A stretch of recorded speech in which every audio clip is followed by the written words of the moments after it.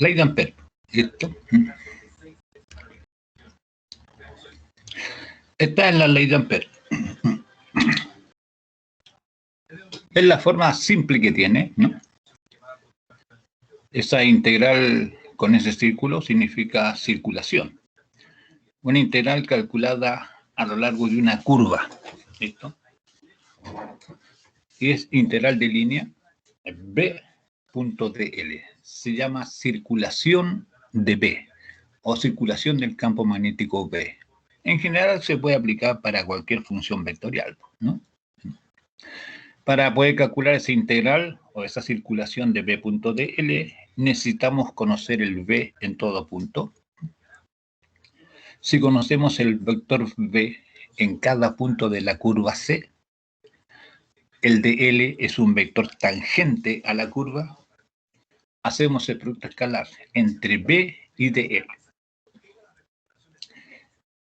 ¿Listo? Y eso, ¿no es cierto?, nos va a dar la circulación. Pero esta circulación siempre es igual a mu sub 0 por la I encerrada. Ahí está indicada la curva C, ¿no?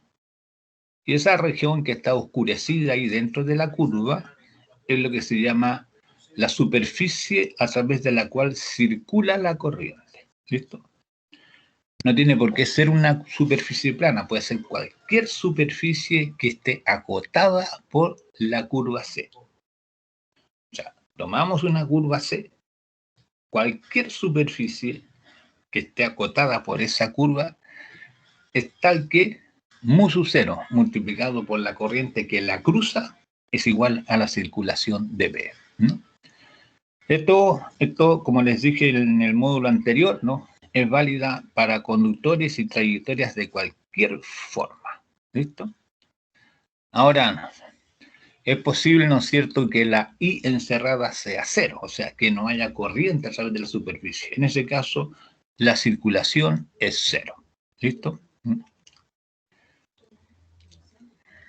Pero si la I encerrada es 0, puede que haya corriente en alguna parte de la superficie que vaya hacia arriba, cosa que venga en sentido opuesto y se anulen, ¿listo?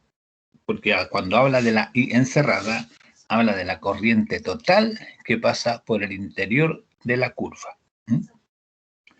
Ahora, esta ley, cuando uno la aplica solamente para el caso en que la corriente I, ¿no?, que está pasando a través de la superficie, es una corriente estacionaria, vale decir, una corriente que no cambia en el tiempo.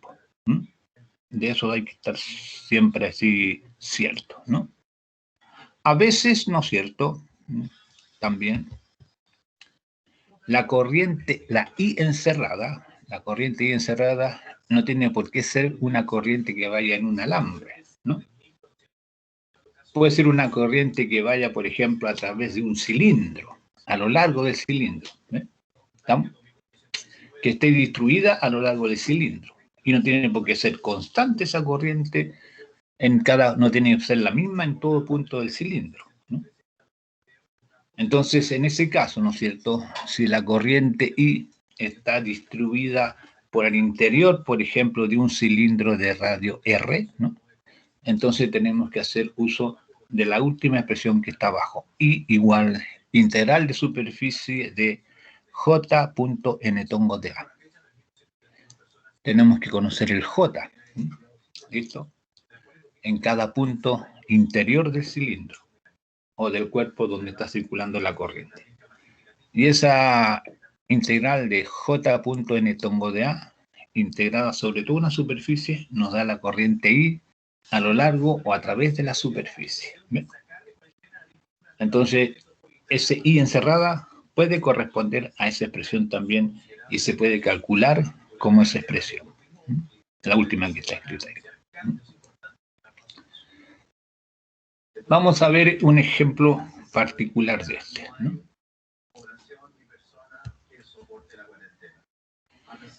Aquí tenemos un cilindro recto infinito. Está dibujado ahí en la figura al lado izquierdo. Cilindro infinito con corriente I y radio R. Este cilindro recto infinito de radio R conduce una corriente uniforme de intensidad I a lo largo de él. O sea, la corriente está pasando por todo el interior del cilindro. Entonces, nosotros, ¿qué tenemos que hacer? Calcular el campo de inducción magnética en todo el espacio debido a este alambre cilíndrico. Bueno, como es una corriente que está pasando nomás, entonces esa corriente crea un campo magnético. Y nosotros debemos calcular cuánto campo magnético crea esta corriente I que está pasando por el interior del cilindro y que es uniforme. Entonces, para esto usamos, ¿no es cierto?, la ley de Ampère. Pero, como les dije yo al comienzo de esto, cuando uno va a utilizar la ley de Ampère, se encuentra con el mismo problema cuando usaba la ley de Gauss para calcular campos eléctricos. Acá nosotros vamos a usar la ley de Ampère para calcular campos magnéticos. En el caso de los campos eléctricos, usamos la ley de Gauss para calcular campos eléctricos. Pero estas situaciones requieren de conocimiento de simetría de la situación, ¿no? Hay que ver si acaso el campo magnético, ¿no es cierto?, que crea esta corriente que pasa por el cilindro, tiene algún tipo de simetría. ¿Estamos? Entonces, uno aquí puede simular lo que le pasa a un hilo. Porque este cilindro, como tiene una corriente I que va a lo largo de él, ¿no?, debiera crear un campo más o menos similar al de un hilo. ¿Estamos? Vale decir, las líneas de campo, las líneas del campo magnético creado por esta corriente, deben ser líneas circulares. ¿Listo? Sí. Líneas circulares, todas contenidas en planos perpendiculares al cilindro. Y además, ¿no?, como está indicado allí por el J, si la corriente va para arriba, nosotros ponemos, ¿no es cierto?, el pulgar en el sentido de la corriente J, ¿no?, curvamos los dedos de la mano derecha. ¿Ven? Y de esa manera determinamos el sentido de circulación de las líneas de campo, ¿ven?, orientadas por la regla de la mano derecha. De esta manera, ¿no es cierto?, comprobamos que este campo de inducción B solamente va a depender de la distancia al eje del cilindro. ¿Listo? Al eje del cilindro. Va a depender de eso nada más. ¿Listo? Esa distancia la podemos llamar R, ¿no?, distancia de cualquier punto al eje del cilindro. Y asumir que B, el B va a depender solamente de esa coordenada R, una coordenada radial. No hay aquí coordenadas angulares ni ningún otro tipo que nos compliquen la situación. Ya, entonces tenemos ahora que B va a ser igual a B de R, ¿no? Debería agregar esta cuestión ahí, pero ya no lo hice. ¿Y cómo lo vamos a hacer? ¿Cuál es el procedimiento aquí? Tenemos que calcular el campo B dentro del cilindro y fuera del cilindro, porque aquí hay campo en todo el espacio, dentro del cilindro y fuera del cilindro. Vamos a calcular el campo dentro del cilindro, ¿no?, la figura que está a la derecha superior, la que está ahí arriba, la de ese círculo de color oscuro que está allí. ¿Ven? Entonces, ¿no es cierto?, dice vista superior, es como si estuviéramos mirando el alambre de arriba, ¿no?, o el cilindro lo estuviéramos mirando de arriba, no lateralmente, sino que de arriba, en el sentido en que va la corriente. Aquí, en ese círculo que dibujo, ese círculo es una sección transversal del cilindro, ¿no?, y la corriente a través de ese círculo va hacia afuera, viene hacia afuera. ¿Listo? Eso hay que ponerlo en claro. ¿Listo? ¿Estamos? Como la corriente viene hacia afuera, las líneas de B son círculos, como la línea segmentada dentro del cilindro. Esa es la orientación de B. Entonces, ¿no es cierto? ¿Qué vamos a hacer? Vamos a calcular la circulación a lo largo de una línea de campo, o sea, a lo largo de una línea circular, centrada en O. Por O pasa el eje del cilindro, ¿no? Y elegimos entonces lo que se llama una trayectoria amperiana, que en este caso es una trayectoria circular o circunferencial de radio R minúscula. Entonces, ponemos circulación, la integral cerrada de B punto de L. Ese B, en cada punto de esa curva segmentada, tiene el mismo valor porque la distancia R minúscula es la misma para todos esos puntos. Entonces el B de R lo sacamos fuera de la integral. ¿Ve? Nos queda B de R por la integral de dl, y la integral de dl que nos da todo el perímetro de la línea segmentada. Nos queda 2πr por B de R igual mu sub 0 por I encerrada. ¿Y qué es I encerrada? Toda la corriente que está pasando por dentro de la línea segmentada. O sea, toda la corriente que está pasando entre 0 y R minúscula. ¿Estamos?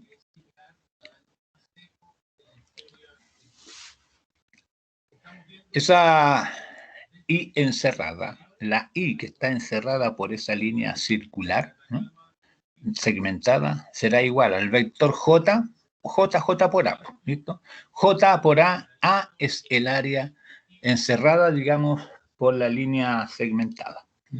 Y esa área vale pi r cuadrado. Entonces la I encerrada es J pi r cuadrado, pero el r cuadrado minúscula. La corriente I, ¿no?, la que pasa por todo el cilindro, se calcula igual. Esa I va a ser igual a J, pero a través de toda el área del cilindro. Pi por r cuadrado mayúscula. ¿Ve?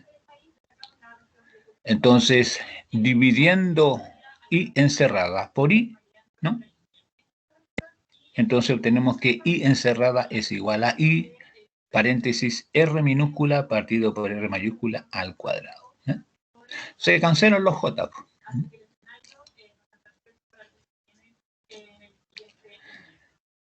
Entonces, ahora esa I encerrada la reemplazamos ahí en la expresión que está más arriba.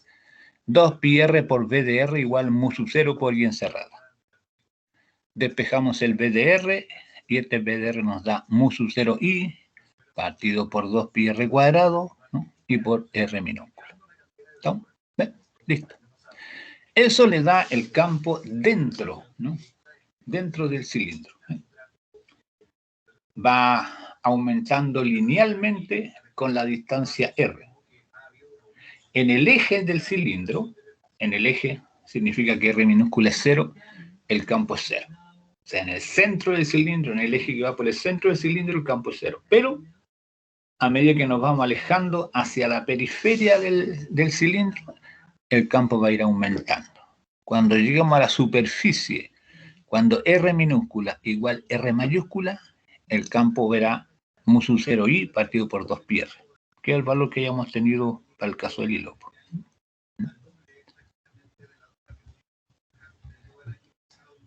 Así entonces, en la superficie, ¿no?, del cilindro, el campo vale mu sub 0i partido por 2pi r mayúscula. ¿Y ahora qué vamos a hacer? Lo mismo, calcular otra vez el campo de inducción magnética, pero fuera del cilindro. ¿Y qué asumimos para B? Exactamente lo mismo que asumimos para el anterior, ¿no? Las líneas de B deben ser líneas circulares, ¿no? ¿Estamos?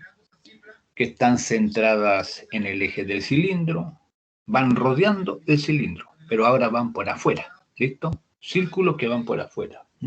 ¿Ves? Entonces, otra vez, ¿no es cierto?, elegimos, digamos, una trayectoria amperiana que se llama curva C. Esa es la curva que uno tiene que calcular la integral de línea. La curva C, que está indicada ahí, la segmentada, es la curva amperiana. Usualmente coincide con una línea de campo magnético, que son líneas circulares. Entonces la línea amperiana o la curva cerrada amperiana es una trayectoria circular de radio R minúscula centrada en el eje de simetría del conductor. Ahora R minúscula es mayor que R mayúscula. Estamos fuera del cilindro. La circulación de B. Integral de línea de B.dl igual. Como el B depende solamente de R, lo sacamos fuera del integral. B de R por la integral de dl y nos da lo mismo, ¿sabes? 2 pi r por B de R. Y eso es igual a mu sub 0 por la I encerrada. Pero la I encerrada es la corriente que pasa por todo el anillo, o sea, por todo el cilindro. ¿Listo? O sea, la I encerrada es I. Entonces, B de R será mu sub 0 I partido por 2 pi R, R mayor que R. B, como acá, este B, debido a este cilindro, es exactamente igual al campo de inducción magnética que crea un hilo recto infinito. Son iguales. Para puntos externos al cilindro, el cilindro crea un campo magnético igual al que crea, ¿no es cierto?, un hilo de corriente.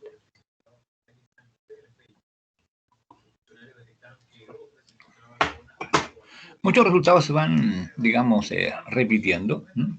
Algunos resultados se van repitiendo, ¿no? Y los procedimientos son prácticamente casi los mismos, ¿no? ¿Estamos? Casi los mismos son, ¿no? Y uno puede ir modificando nada más ahí. Por ejemplo, en lugar de considerar un cilindro macizo, ¿no? ¿Ven? Puede ser, por ejemplo, considerar, qué sé yo, un cilindro macizo, ¿no? Y después rodeado por otra capa cilíndrica. ¿Ven? Tomar un cilindro macizo, ¿no es cierto?, recto, infinito, y por ese cilindro macizo, qué sé yo, de radio A, hacer pasar una corriente I en un sentido. Y después rodearlo, ¿no?, rodearlo por una capa cilíndrica, ¿no?, que puede tener dos radios, un radio B y un radio C. Pero el B y el C mayores que el A. Entonces, y por esa capa cilíndrica, ¿no es cierto?, hacer pasar otra corriente. Y uno puede calcular el campo magnético en todo el espacio para esa distribución de corriente. Entonces ahí uno puede ir modificando como quiera la situación, ¿no? Pero el procedimiento para hacer los cálculos es exactamente igual que acá. ¿Qué tiene que hacer? Aplicar Ampère. Y cuando aplica Ampère, debe suponer, ¿no es cierto?, debe asumir que hay simetría cilíndrica. Y simetría cilíndrica, ¿qué significa simetría cilíndrica? Significa que el campo B depende solamente de la distancia al hilo, de la distancia radial R. No tiene otra dependencia. ¿Listo? Y aplica lo mismo, y aplica la ley de Ampère. Eso le simplifica cualquier cantidad, ¿no?, los cálculos. Los solenoides, espiras y bobinas. Cuando nosotros calculamos el campo magnético de una espira de corriente, lo que hicimos fue calcular el campo magnético en el eje Z, ¿no?, en un eje, en el eje Z del anillo ese, del anillo o de esa espira circular. No calculamos el campo magnético fuera del eje Z. ¿Y eso por qué? Porque el cálculo es más complicado, ¿no? ¿Estamos? Exige una matemática superior a la que tienen ustedes. En todo caso, igual nomás, ¿no?, uno puede tener una cierta noción cualitativa de cómo es el campo que crea, por ejemplo, una espira circular, como la que está ahí mostrada en la figura. ¿Ve? La espira está mostrada en un plano horizontal. ¿Ve? ¿Estamos? Esa espira es una espira horizontal. La corriente va entrando por el lado derecho. Si uno mira de arriba la espira, de arriba, la corriente, si la mira de arriba, ¿no es cierto?, la corriente tiene sentido antihorario. ¿Listo? Si la miramos donde dice norte, de ahí arriba miramos la espira hacia abajo, la corriente tiene sentido antihorario. ¿Ve? Entonces, esa espira con corriente crea un campo magnético en todo el espacio. Y esas líneas de campo tienen la forma que está esquematizada allí. ¿Ve? Las líneas, por ejemplo, pasan por dentro de la espira, tal como estamos ahí. Eso hay que imaginárselo en todo el espacio, ¿no? Pasan por dentro de la espira, por el espacio que hay dentro de la espira, dan toda la vuelta, van subiendo, dan toda la vuelta y después vuelven a entrar por debajo. Ahí. Recuerden que las líneas de campo ahora son lazos. ¿Listo? ¿Ven? Entonces, ¿no es cierto? Cada línea de campo va envolviendo, ¿no? Va envolviendo a la espira. ¿Ven? O sea, van enlazando la espira, pasan por la espira y se cierran sobre sí mismos. La orientación de estas líneas se rige por la regla de la mano derecha, ¿no? Si esa espira la miramos desde arriba, donde dice norte, N, ¿no? Veremos que la corriente circula en sentido antihorario. Nosotros curvamos los dedos de la mano derecha en ese sentido, en el sentido antihorario. Y el pulgar extendido nos indica cómo están orientadas las líneas. En este caso, las líneas van hacia arriba, ¿listo? Hacia arriba, van entrando por debajo. Este campo magnético de esta espira es exactamente igual al de un imán. ¿Ve? Y recuerden que en un imán las líneas de campo salen por el norte y entran por el sur. Por lo tanto, ¿no es cierto? Esta espira, como me crea un campo magnético igual que el de un imán, esta espira se comporta como un imán. Es un imán, ¿ves? Cuyo polo norte estará arriba, porque para allá van las líneas, por ahí van saliendo para el norte, y el polo sur está por debajo. ¿Ves?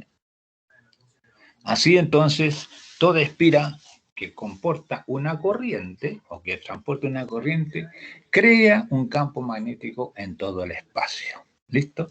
Y esta espira, en ese aspecto, ¿no es cierto?, crea un campo magnético similar al de un imán. Y por lo tanto, se comporta igual que un imán, con un polo norte y un polo sur. Solamente tenemos que identificar cómo va la corriente. Si acaso va en sentido horario o antihorario. Y usando la regla de la mano derecha, podemos determinar hacia dónde van las líneas de campo.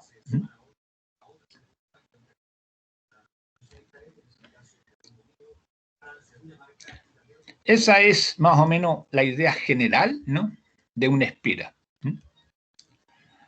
Ahí en la figura superior derecho, con el fondo amarillo, les muestro dos espiras separadas a una cierta distancia. ¿Ve? Por cada espira está pasando una corriente.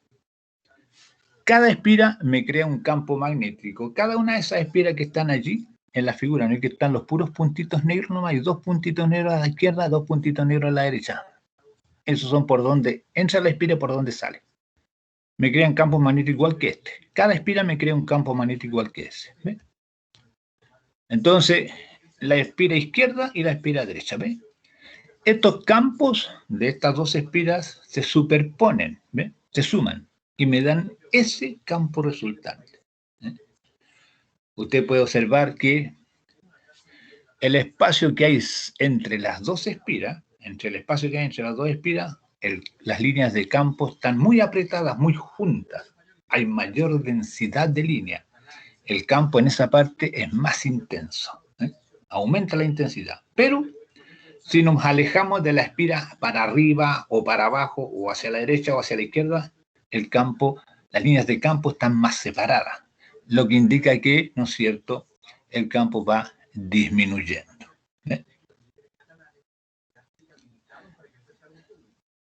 Ahora, uno lo puede generalizar porque puede colocar 2, 3, 4, 5 más espiras. En la figura izquierda, abajo, le muestro 1, 2, 3, 4, 5 espiras separadas. ¿Ve? Y cada una con su campo magnético. ¿Ve? Estos son dipolos magnéticos, porque son campos magnéticos igual que el imán, dipolos magnéticos, ¿no? Si están separadas, muy separadas, los campos van a estar así, como se dibujan ahí, ¿listo? En esa forma. Porque si están muy separadas, estos campos no tienen ninguna influencia uno sobre el otro, ¿listo? Se debilitan con la distancia. Pero si las espiras las empezamos a acercar unas con otras y vamos colocando una al lado de otra, ¿listo? Sin tocarlas, sin que se toquen una con otra, pero más o menos cerquita, ¿no? ¿No es cierto? Entonces, el campo magnético, ¿no es cierto?, cambia. Y el que está ahí en la figura derecha inferior. ¿Ve? Ahora ve usted que en el espacio que hay entre las espiras, al interior de las espiras, se forma un campo magnético intenso, porque las líneas de campo están más juntas, ¿no? Y además, las líneas de campo dentro del espacio que hay entre las espiras, dentro del espacio de las espiras, son más o menos rectos, más o menos líneas rectas, lo que indica, ¿no es cierto?, que el campo magnético dentro de eso es aproximadamente uniforme. ¿Ve? Y obviamente, si nos vamos de las espiras para arriba o de las espiras para abajo, el campo se debilita enormemente. ¿Ve? Prácticamente no hay campo fuera de este conjunto de espiras. Uno puede hacer esto de la siguiente manera.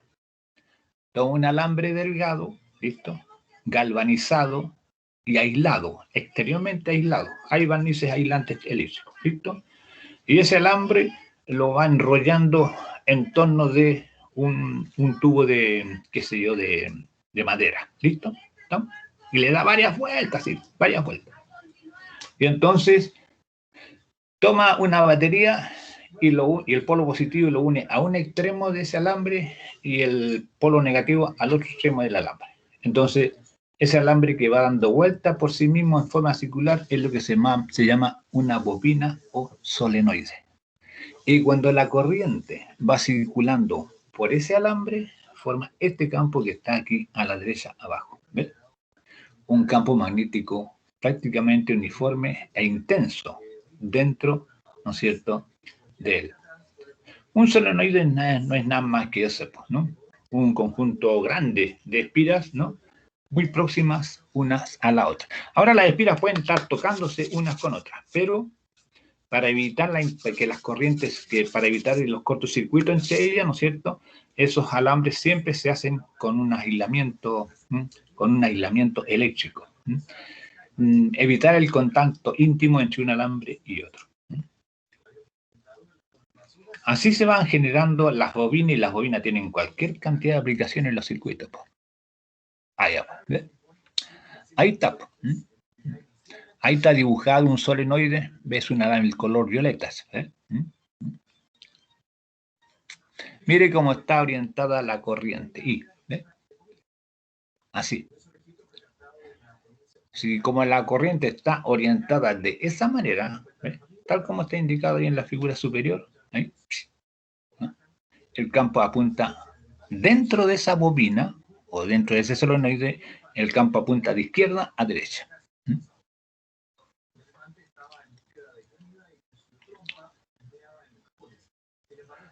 Uno puede utilizar, ¿no es cierto?, qué sé yo, la ley de Ampère para poder calcular cuánto vale el campo magnético uniforme, aproximadamente uniforme, dentro, ¿no?, de esa bobina.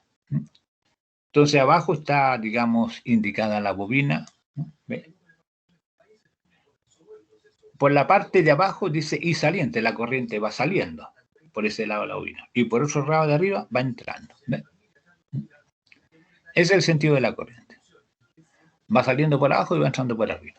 La bobina se supone que está horizontal. Y vamos a suponer que esta es una bobina súper larga. ¿Listo? Larguísima. Entonces, si es muy larga, el campo magnético que hay dentro de ella es uniforme y afuera del solenoide o de la bobina no hay campo. ¿Listo? Eso es lo que vamos a utilizar. Es lo que se llama un solenoide ideal, ¿no?, compuesto por un número muy grande de espiras y además van todas apretaditas una junto con la otra, ¿no?, Entonces, este conjunto de espiras pegaditas unas con otras, una al lado de la otra, ¿no? Y un número muy grande, me van a crear un campo magnético B uniforme dentro del solenoide o de la bobina. Y afuera, 0. Entonces vamos a elegir una curva C, que es la curva rectangular ABCD. Y vamos a calcular la circulación de B, o sea, la circulación de B.dl a lo largo de ese camino, de A a B, de B a C, de C a D y de D a A. ¿Listo?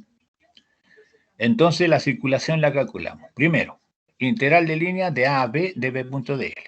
Después, más integral de B a C de B.dl.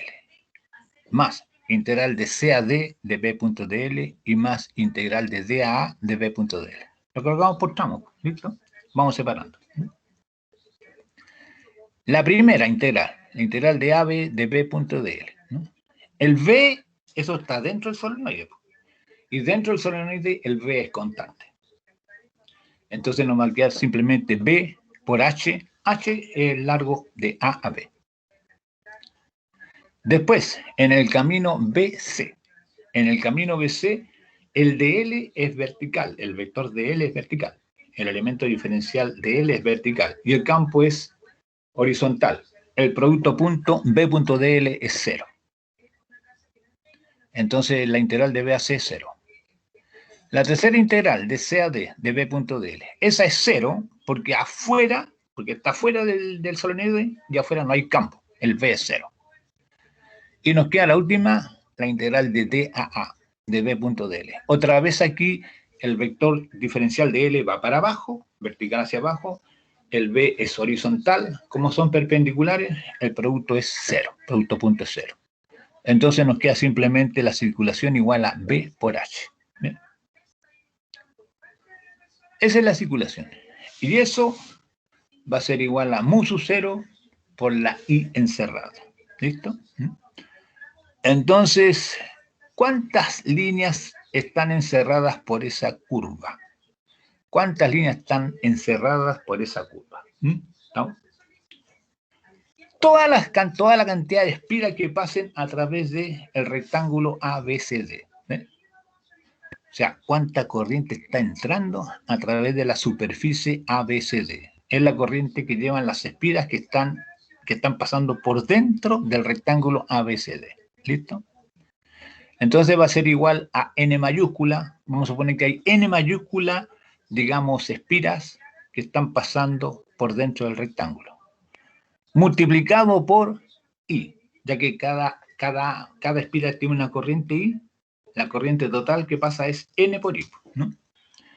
Y ese N por I se escribe como N por H y por I. ¿Listo? ¿Está claro? El N mayúscula se escribe como N por H.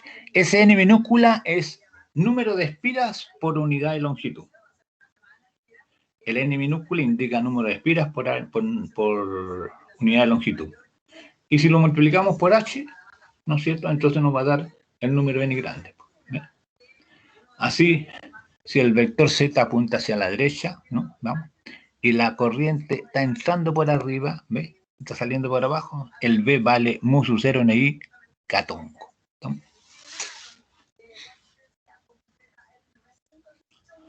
Ahí está entonces el resultado para el campo magnético dentro de un solenoide. Mu sub 0 por N y por I. Ese, qué sé yo, N indica número de espiras por unidad de longitud.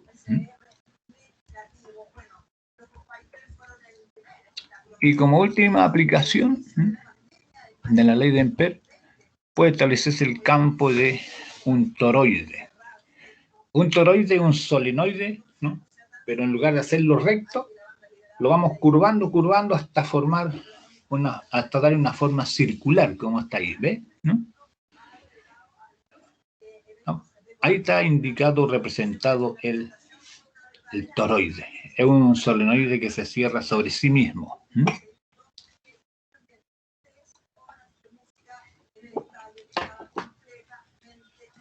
Ahí está el alambre, ¿no es cierto? Que se va dando vuelta, hasta formar todo el solenoide, y es lo que se llama toroide. Acá uno puede asumir, ¿no?, que el campo magnético es distinto de cero solamente en el interior del toroide. Fuera del toroide, campo magnético cero. Los vectores de color rojo ahí le indican cómo viene entrando la corriente y cómo va saliendo la corriente, ¿eh? Igual uno puede usar otra vez la ley de Ampère, ¿no? Asumir, ¿no es cierto?, que el V que hay dentro del toroide depende solamente de la distancia R. La distancia R va desde el centro del toroide a una curva interior, ¿listo? Esa curva segmentada interior circular es la curva amperiana. Y otra vez calculamos integral de B punto de L a lo largo de esa curva interior o curva amperiana. Nos queda integral de B punto de L. Para cada punto de esa curva amperiana, el B tiene el mismo valor, B de R. Nos queda B de R por la integral de dr, y eso es 2πr por B de R. Y por ampere igual mu sub 0 por la I encerrada. La I encerrada, ¿no es cierto?, es la I encerrada por la corriente, pues, ¿listo? ¿Estamos? Por la curva C, ¿listo? Que es la línea segmentada. Y esa es igual a N veces, ¿no?, la corriente I. N es el número total de vueltas del alambre. Así que el B de R vale mu sub 0 NI partido por 2πr. Eso nos da el campo dentro del toroide. Ve que dentro del toroide no es constante, ¿no? Depende de la distancia R. Y ese R va entre el radio interior A y el radio exterior B.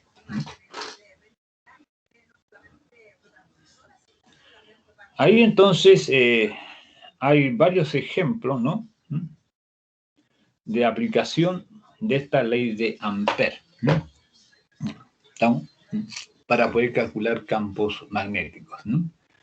Claro, las aplicaciones más interesantes están dadas por las aplicaciones de los campos magnéticos de los toroides, ¿no? ¿Estamos? O los que más se usan, ¿no? Los que más se usan son los solenoides, Estos solenoides, esos son los que más se usan, tienen muchas aplicaciones, ¿listo? ¿Ah?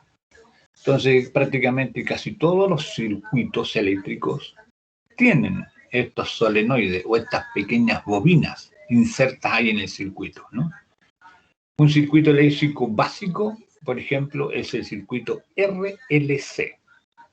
Esos son circuitos eléctricos que tienen resistencias, que tienen capacitores y además tienen estas bobinas insertas ahí en el circuito, ¿no? Pero no son circuitos de corriente eléctrica estacionaria, no. Son circuitos de corriente eléctrica que va variando en el tiempo. El circuito RLC. R porque tiene resistencia el circuito. C porque tiene que haber un capacitor que se esté cargando y descargando. Y L por el solenoide, ¿no? El L es un coeficiente que se llama coeficiente de inductancia, ¿no? Generalmente, cuando uno va combinando esta resistencia con la bobina y con el capacitor, los combina en serie. Y eso lo hace funcionar con una fuente, con una batería, ¿cierto? Sí. Con una fuente que le entregue voltaje, ¿no?, para que pueda funcionar, ¿no? Y entonces allí, ¿no?, en ese circuito RLC se genera, ¿no es cierto?, una corriente, pero que no es transitoria, no. No es una corriente que empiece y después termina, no, es una corriente que va alternando, ¿no?, que va cambiando en el tiempo, ¿no?, y va cambiando también de sentido, ¿no?, es una corriente alterna. Entonces, claro, la batería, ¿no es cierto?, la batería siempre va a empujar la corriente afuera de la batería de positivo a negativo, ¿ves? Siempre. Pero si tuviera solamente la batería, ¿no?, y en la resistencia, la corriente sería estacionaria en el circuito. Ahora, cuando está la batería, está el capacitor y está la resistencia, hay corriente variable hasta que se cargue el capacitor. Y de ahí termina el proceso porque ahí se acaba la corriente. Pero ahora si le ponemos una bobina, un solenoide, le agregamos un solenoide, cambia la cosa, ¿no? ¿Por qué? Porque el solenoide actúa también igual que una batería. ¿Ve? Entonces, cuando la batería, por ejemplo, trata de hacer circular la corriente en un sentido, este se opone a ese, ¿no? Crea una FEM opuesta a la otra y trata de hacer que la corriente circule en el otro sentido. Y entonces, en ese caso, ahora ya la corriente no puede partir de cero y llegar a un valor máximo en un tiempo pequeño o infinitesimal, sino que se va alargando en el tiempo, ¿eh? Hasta alcanzar un valor estacionario. Estas bobinas, ¿no es cierto?, van retardando, ¿no? Van retardando el crecimiento de la corriente. Y juega un rol súper importante en todos los circuitos. Ok. No sé si acaso alcancemos a ver eso, ¿no? ¿Estamos? Ojalá, pues, ¿listo?